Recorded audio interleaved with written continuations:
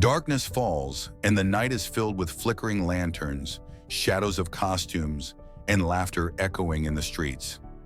Children wear masks, knocking on doors, while skeletons, witches, and spirits are displayed as though death itself is entertainment. The question arises, for Christians, is Halloween just harmless fun, or a dangerous compromise with darkness? To answer this, we must go back in time. Halloween did not begin as candy and costumes. Its origins trace to the Celtic festival of Samhain, a night when it was believed that the barrier between the living and the dead was at its weakest. Fires were lit to ward off spirits, and disguises were worn to confuse wandering souls. Centuries later, the Church introduced All Hallows' Eve, the night before All Saints' Day, in an attempt to redeem a pagan practice and turn hearts toward God. Yet even then, the shadows remained. The traditions of death, spirits, and darkness were never fully erased. Today, Halloween is celebrated by millions around the world.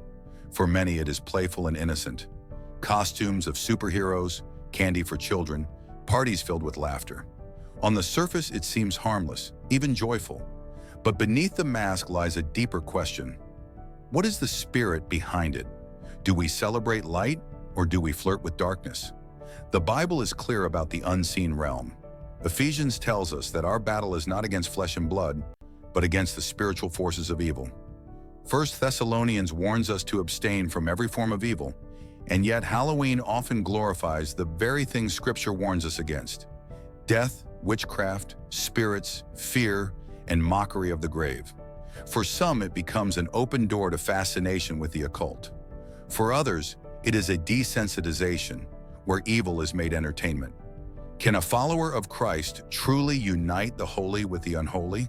But not all believers see it the same way.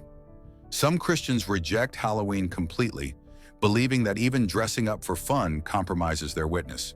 For them, to participate at all is to step into darkness. Others, however, redeem the day. They host harvest festivals, light parties, or community gatherings that bring joy without fear and light instead of shadows. They take a night of death and replace it with a testimony of life, and still others simply participate lightly, giving candy to children at their door, dressing as harmless characters while keeping their conscience clear. So, what should a Christian do? Should we celebrate, redeem, or avoid it altogether? The truth is, Scripture does not mention Halloween by name. Instead, it calls us to wisdom. It calls us to test everything, hold fast to what is good, and reject what is evil. The decision is not just about candy or costumes. It is about the heart behind it. Are we glorifying fear and death, or are we shining as lights in the darkness? Imagine the testimony of a child dressed not as a ghost, but as a hero of faith. Imagine a home that does not glorify fear, but offers warmth, love, and truth to neighbors who knock. Imagine choosing not to participate at all, making a bold statement that your house will not honor the works of darkness. Each choice speaks. The question is, what do you want your life to say? Halloween is more than a night of candy. It is a reflection of culture's fascination with death and the supernatural. And it is an opportunity for Christians to either conform to culture or to stand apart from it. The Apostle Paul reminds us, "Do not be conformed to this world, but be transformed by the renewing of your mind."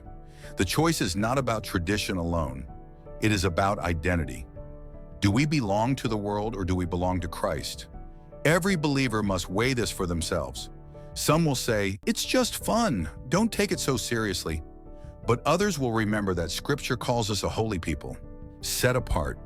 The world laughs at darkness, but we know darkness is real. The world plays with death, but we know death has been defeated by Christ. The world mocks the grave, but we proclaim the empty tomb. So the question remains, Christians and Halloween, should we celebrate, redeem, or avoid? Only you can answer. But remember this, whatever you choose, let it be done in faith, with a clear conscience before God. For in the end, it is not costumes or candy that matter most. It is whether our lives shine with the light of Christ in a world that loves the shadows. Do not forget, the world may embrace the night, but you have been called to walk in the day. While others decorate with skeletons, we proclaim resurrection. While others delight in fear, we rejoice in hope. While others wear masks, we walk in truth. Halloween may last for a night, but eternity belongs to the one who is the light of the world. So when the doorbell rings and the streets are filled with masks and shadows, remember who you are. You are not of the darkness. You are not called to fear. You are not called to blend in. You are called to shine, to live holy, to reflect the one who has conquered death. That is a truth no costume can hide. The night may glitter with lanterns, but not every light comes from God. Behind the laughter, shadows still whisper the language of fear. The world may call it harmless, yet every symbol carries meaning. Masks may hide faces, but they cannot hide the spiritual battle beneath.